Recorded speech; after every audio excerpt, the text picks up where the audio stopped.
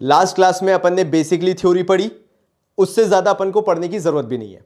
आज अपन कुछ और छोटे मोटे बेसिक्स तैयार करेंगे। एक अच्छी बात यह है कि आईएससी के अंदर कंपैरेटिवली सीबीएसई से थोड़ी सिलेक्टेड थ्योरी है, तुम लोगों को बहुत ज्यादा पढ़ने की जरूरत नहीं है। जहां उसमें मेरे को 5 से 6 वीडियोस बनाने पड़ गए थ्योरी के, तुम्हारा ये 2 वीडियोस के अंदर पूरा काम हो जाएगा। आज अपन प्रेफरेंस शेयर्स और इक्विटी शेयर्स के बीच का डिफरेंस पढ़ेंगे, शेयर कैपिटल शुरू करेंगे, ताकि कल से अपन बैलेंस शीट चालू कर दें, शेयर्स की प्रैक्टिकल करना चालू कर दें।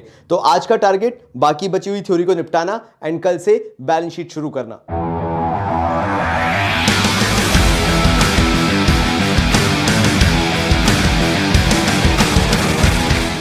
अब सबसे पहले जो अपन को डिस्कस करना जरूरी है वो है शेयर कैपिटल, क्योंकि ये वो टर्म है जो तुम्हें कंफ्यूज कर सकता है। तुम्हें पता ही नहीं है कि शेयर कैपिटल के कितने पार्ट्स होते हैं। तो भैया शेयर कैपिटल के 2 पार्ट होते हैं। पहला हो गया प्रेफरेंस शेयर, दूसरा हो गया इक्विटी शेयर्स। इक्विटी नहीं बेटा, इक्विटी शेयर्स। अब ये शेयर कैपिटल के 2 पार्ट क्या हुए और क्यों हुए।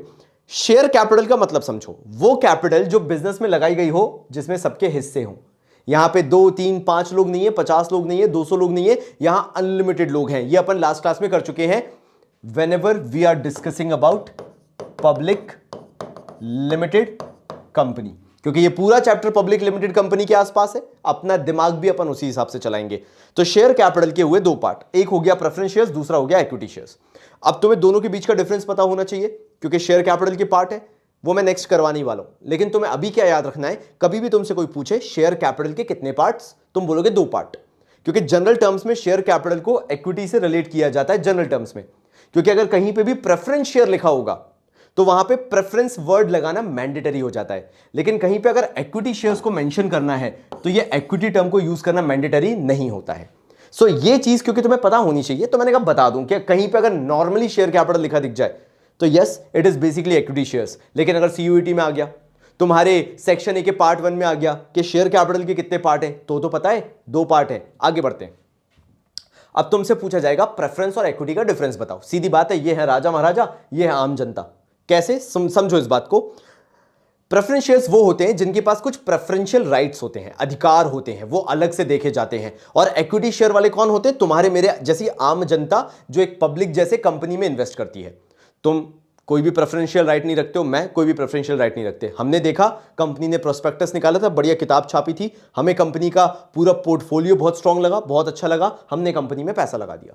लेकिन हमारे दिमाग में सिर्फ एक ही बात चल रही थी कि ये कंपनी अच्छी है, इसमें पैसा लगा दो, इन्वेस्टमेंट कर दो, ये कंपनी जब भी प्रॉफिट कमाएगी हमारे साथ डिस्ट्रीब्यूट करेगी। अब वो प्रॉफिट को बोला क्या जाता है टेक्निकल टर्म्स में, वो भी मुझे तुम्हें सिखाना बहुत जरूरी है। जब भी ये बिजनेसेस इक्विटी शेयर्स पे या प्रेफरेंस शेयर पे प्रॉफिट हमारे साथ शेयर करते हैं, उस प्रॉफिट का फैंसी नाम दिया जाता है डिविडेंड। ये लास्ट वाला डी है, ठीक है, टी नहीं लगाते, क्योंकि काफी बच्चे गलती करते हैं, डिविडेंट लिख देते, नहीं, डिविडेंड होता है डी लास्ट में। ये डिविडेंड होता कुछ नहीं है, what ever money in the form of profit a company is earning, जो भी कंपनी प्रॉफिट कमा रही है वो आम जनता के साथ जो उसकी कंपनी में इन्वेस्टर्स हैं, चाहे प्रेफरेंस शेयर फॉर्म में हो चाहे इक्विटी शेयर फॉर्म में हो, ये लोग इन्वेस्टर्स ही हैं। इनमें एक चीज जो कॉमन है, दोनों में डिफरेंसेस तो अपन पढ़ेंगे ना। कॉमन क्या है, both are the investors of the company. ये दोनों के दोनों इन्वेस्टर्स हैं, इनको थोड़ी सी प्रेफरेंस है, उनको नहीं है, लेकिन इन्वेस्टर्स तो हैं। तो ये इन्वेस्टर्स को जो रिटर्न में मिलता है वो होता है प्रॉफिट, और प्रॉफिट को क्या नाम देते हैं, डिविडेंड नाम देते हैं। तो ये चीज तो पहले तुम्हें मैंने क्लियर कर दी। अब क्योंकि प्रेफरेंस वाले हैं तो इनके लिए क्या हो जाता है, रेट ऑफ डिविडेंड हो जाता है फिक्स्ड। ये बड़ा एंजॉय करते हैं कंपनी के अंदर पार्टिसिपेट करना या कंपनी में पैसा लगाना। अब यहां पे कंपनी चूज करती है कि किसके पास प्रेफरेंस शेयर्स होंगे, किसके पास नहीं होंगे, एंड कंपनी बड़े सिलेक्टेड लोगों को, इंटरनली लोगों को देती है प्रेफरेंस शेयर्स, कभी आम जनता को नहीं देती। ऐसा मत सोचना कि तुम कुछ अच्छा काम कर दोगे एज एन आम जनता तो तुम्हारे पास प्रेफरेंस शेयर्स आ जाएंगे, या कोई जरिया होता है जिससे तुम्हें प्रेफरेंस शेयर्स मिल जाए। नहीं, तुम्हारे मेरी जैसी आम जनता, आम public, mango people, we will always be general investors, we will always be equity share holders, क्योंकि ये कंपनी इंटरनली ही लोगों को दे देती है कि सर आपके प्रेफरेंस शेयर्स है। ठीक है, क्लियर है। तो ये मत सोचना कि भैया हमें कहां से मिलेंगे प्रेफरेंस शेयर्स, वो भी बता दो, हमें भी लेने हैं। तो यहां पर अगर मान लो फ्यूचर में प्रॉफिट्स होते हैं तो प्रेफरेंस शेयर होल्डर्स को ये डिविडेंड एक फिक्स्ड रेट से मिलता रहता है। मतलब प्रेफरेंस शेयर्स को पहले डिक्लेयर कर दिया जाता है कि सर अगर हमारे प्रॉफिट्स होते हैं तो 10% के रेट से, वो कोई भी हो सकता है, एन नंबर ऑफ परसेंटेज होता है, मैं तो एवरी रैंडम बता रहा हूं कि 10% के रेट से आपको डिविडेंड मिलता रहेगा साल दर साल। तो ये इनका फिक्स्ड रेट ऑफ डिविडेंड हो गया। क्या इक्विटी में कोई फिक्स्ड रेट है? एक्चुअली नहीं। इक्विटी में कोई रेट ऑफ डिविडेंड फिक्स नहीं होता। कंपनी बोलती है कि हम प्रॉफिट कमाएंगे तो आपके साथ भी शेयर करेंगे। इक्विटी शेयर होल्डर्स की बात बता रहा हूं, तुम्हारे मेरे साथ एज एन इन्वेस्टर, हम भी इन्वेस्टर है ना, कंपनी में पैसा लगा के रखा इन the form of equity shares, हमारे साथ वो शेयर करेंगे, लेकिन मैंडेटरीली करेंगे नहीं। क्यों? Let me explain. ये जो कंपनीज होती है इनके पास हजारों रीजन होते हैं हमें डिविडेंड ना देने के, हमें प्रॉफिट ना देने के। जब कंपनी हमें प्रॉफिट नहीं देती है, देखो प्रॉफिट दे दे हमें तो वो डिविडेंड कहलाएगा, लेकिन अगर ना दे और खुद के पास वो पैसा रख ले तो उसको भी तो कुछ बोलेगी कंपनी। उसको कंपनी नाम देती है रिटेन्ड अर्निंग्स। अब तुम पूछोगे भैया क्यों रखेगी कंपनी कोई अपने पास पैसा? सिंपल रीजन है, कंपनी बोलेगी आगे फ्यूचर में ग्रोथ है, एक्सपेंशन है, हमें सेल्स करनी है, उसके लिए खर्चा होगा, कॉस्टिंग आएगी, हमें अपने बिजनेस को ग्रो करना है। ऐसे केस में हमें आज जो प्रॉफिट हो रहा है वो हम बचा के रखेंगे, घर का पैसा घर से लगाएंगे तो ज्यादा अच्छा है ना। इसके लिए अगर लोन लेना पड़ जाए मान लो एक्सपेंशन के लिए, ग्रोथ के लिए, तो गलत बात है। जब घर में पैसा पड़ा हुआ है, प्रॉफिट हो रहा है तो उसको यूज करेंगे ना, रिटेन्ड अर्निंग्स को यूज करेंगे। हमारा खुद का पैसा है, ये सेल्फ फाइनेंसिंग कहलाता है, ये कंपनी ने खुद को फाइनेंस कर लिया। तो हम भी सोचते हैं यार कि हमने किस लिए पैसा लगाया था, ये कंपनी ग्रो हो इसलिए। हम इन्वेस्टर्स, तुम और मेरे जैसे इन्वेस्टर क्या सोचते हैं, ये कंपनी ग्रो होगी, मैंने पैसा लगा के रखा है, मेरा पैसा भी ग्रो होगा। अगर आज तुमने 5 लाख रुपए लगाए तो तुम्हारी उम्मीद क्या होगी, आने वाले 10 साल में कम से कम 5 करोड़ तो हो तुम्हारा पैसा, तब तो लगा के रखो वो 5 लाख रुपए तुम। वो कैसे होगा? जब कंपनी ग्रो होगी, कंपनी एक्सपैंड होगी, मार्केट्स में उसे बिजनेस मिलेगा, तब जाके वो चीजें होंगी। तो मतलब ये सिनेरियो तुम्हारे दिमाग में चलता रहता है, तो तुम कभी प्रॉफिट पे इतना ध्यान भी नहीं देते हो। अगर कंपनी बोल भी देती है okay we are not going to give dividend, हम नहीं देंगे डिविडेंड, तुम भी सोचते हो मत दो, मेरे तो कैपिटल यानी मेरा जो इन्वेस्टमेंट है उसकी वैल्यू बढ़नी चाहिए, बस मेरे को वही चाहिए, मेरे को अगर प्रॉफिट नहीं भी मिलेगा तो भी चलेगा। तो इसलिए जनरली इक्विटी शेयर होल्डर्स को वो पैसा एज अ प्रॉफिट नहीं दिया जाता है, एज अ डिविडेंड नहीं दिया जाता है। कंपनीज उसको रिटेन करके रख सकती हैं। लेकिन काफी सारी कंपनीज ऐसी भी होती हैं जिनको लगता है कि ये साल में ऐसी ग्रोथ नहीं आने वाली, एक्सपेंशन नहीं आने वाला, कोविड टाइम्स वाली बात ले लो। ऐसे टाइम में कंपनी ये सोचती है कि जब हम एक्सपेंशन में पैसा नहीं डाल रहे, हम ग्रोथ में पैसा नहीं डाल रहे, इट्स बेटर ना अपने शेयर होल्डर्स को खुश कर दें, तुम्हारे मेरे जैसे लोगों को जिन्होंने पैसा डाल के रखा है खुश कर दें। ठीक है, 25-30 हज़ार अगर हमने लगाए हैं पैसे, 25-30,000 rupees if we have invested into the company, hardly we will be going to get hardly 300 और 400 rupees in the form of dividend और in the form of profits. 300-400 रुपये मिलेगा, but still we will be happy. Okay, company is taking care of our needs, के हमें भी चाहिए dividend, कभी कभार तो आना चाहिए। तो ऐसे टाइम में when company is not planning for expansion, when company is not planning for growth, ऐसे टाइम पे डिविडेंड हमारे साथ शेयर किया जाता है। But most of the times कोशिश कंपनी क्या करती है, रिटेन्ड अर्निंग्स कर ले, फ्यूचर एक्सपेंशन एंड ग्रोथ में पैसा लगा दे। So there is no surety कि हमें रेट ऑफ डिविडेंड कंटिन्यूअसली मिलेगा या नहीं मिलेगा। फिर आगे आते हैं अरियर्स ऑफ डिविडेंड। देखो यार, अरियर्स ऑफ डिविडेंड को समझो। प्रेफरेंस शेयर्स में क्या होता है, एक होते हैं क्यूमुलेटिव प्रेफरेंस शेयर्स। क्यूमुलेटिव में क्या होगा कि मान लेते हैं एक साल कंपनी को लॉस हो गया, उस साल ये प्रेफरेंस शेयर होल्डर्स को डिविडेंड नहीं मिला, ऑब्वियसली लॉस हो गया तो कहां से डिविडेंड देंगे, डिविडेंड का मतलब भी प्रॉफिट होता है ना। तो ये प्रेफरेंस शेयर होल्डर्स को डिविडेंड नहीं मिला। अब ऐसे केस में क्या करेगी कंपनी, बोलेगी सर परेशान मत होइए, अगले साल जब भी प्रॉफिट होगा तो हम अगले साल का तो देंगे ही देंगे, पिछले साल का भी कंपनसेट आपको करके दे देंगे। तो प्रेफरेंस शेयर्स में ये अरियर्स ऑफ डिविडेंड पॉसिबल है कि अगर एक साल नहीं मिलता है तो उसका कॉम्पनसेशन अगले साल मिल जाएगा। देख लो चमत्कारी लोग, प्रेफरेंस शेयर्स वाले लॉस के टाइम का भी डिविडेंड लेंगे, ये जिस साल प्रॉफिट होगा उस साल का तो लेंगे ही लेंगे। लेकिन क्या इक्विटी के साथ ऐसा कुछ है? बिल्कुल नहीं। अब इसी के बाद बारी आती है हमारे प्रेफरेंशियल राइट्स की, अधिकार की बात करते हैं। चलो प्रेफरेंशियल राइट का पहले मतलब समझो, मैं वो समझाता हूं ताकि तुम्हारे दिमाग में बैठ जाए। प्रेफरेंशियल राइट का मतलब यह है कि अगर कभी कोई कंडीशन अराइज होती है, ऐसी कंडीशन में किसको प्रेफरेंस दी जाएगी वो हम यहां पे देखने वाले हैं।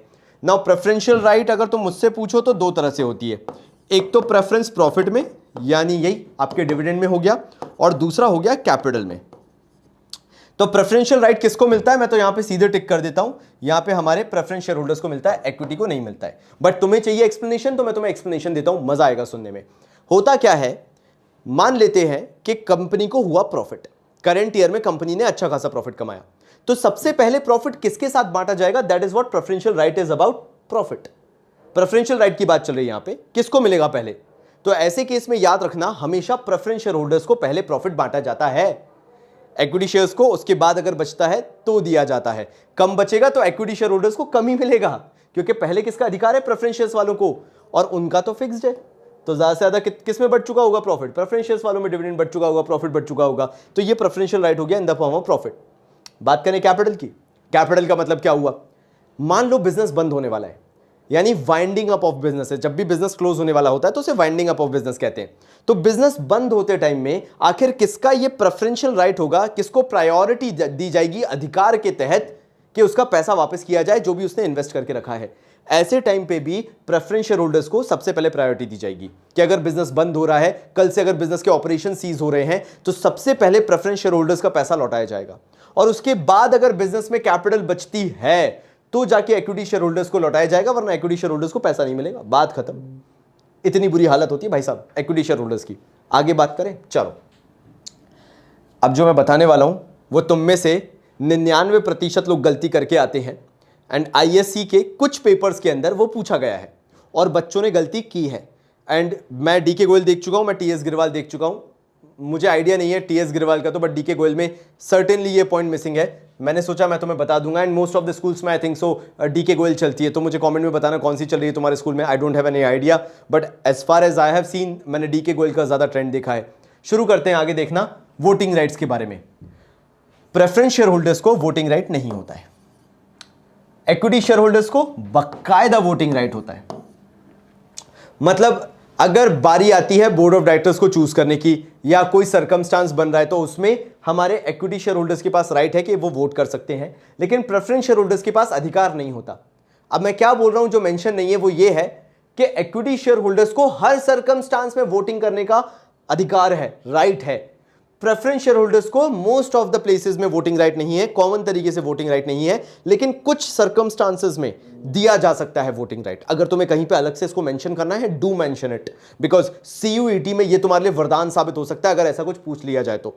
सो प्रेफरेंस शेयर होल्डर्स को normally they don't have any voting right, but in special circumstances it may happen that उनको किसी हद तक किसी सर्कमस्टांस में वोटिंग राइट दे दिया जाए। बट इक्विटी शेयर होल्डर्स को सारे सर्कमस्टांसेस में वोटिंग राइट है। मतलब अगर कहीं पे क्वेश्चन भी आए ना, प्रेफरेंस शेयर्स को मोर लाइक अ लायबिलिटी ट्रीट किया जाता है, पता है, जैसे लोन को ट्रीट किया जाता है कि लोन का पैसा मिलता है एक टाइम बाद चुका दिया जाता है, ऐसे ही प्रेफरेंस शेयर वालों का भी जो पैसा लेते हैं वो एक टाइम बाद रिडेम्पशन किया जा सकता है, पता है।